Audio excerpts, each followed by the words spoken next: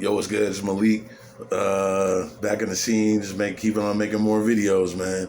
I wanted to talk about, this is also Malik's movie review shorts. I wanted to talk about Sonic the Hedgehog, man. What do you guys think about the Sonic universe?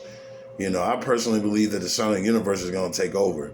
And I'm glad because it's pure and it's quality. Like how Marvel took over, it's following them lines to where Sonic is taking over. And I think that's what they were trying to accomplish, but something better, you know, going the same route, but something better. So that's great quality of ideals that make it great, man, that you just can't stop watching and stop watching and stop watching. Sonic and Knuckles and Tails, Shadow, man, and you got Amy in the mix, and then you got the Silver Hedgehog, you know, you got the Metal Hedgehog. So, you know, you got a whole universe and you got a whole origin. Shout out to, you know what I'm saying, having Knuckles. Shout out to Sonic movies, all three of them, and shout out to Knuckles.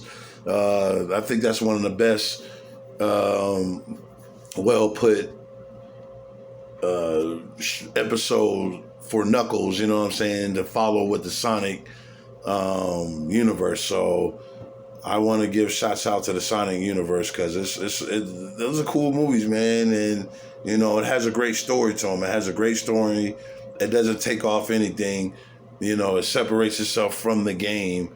You know, just like Marvel's had in some ways separated itself from comic books, but not too much because they took from what they had with comic books and they ran it into a movie 20, 30 years later. And they just had the same characters that they wanted to put in the movies and the comic books, but a different storyline and a great story.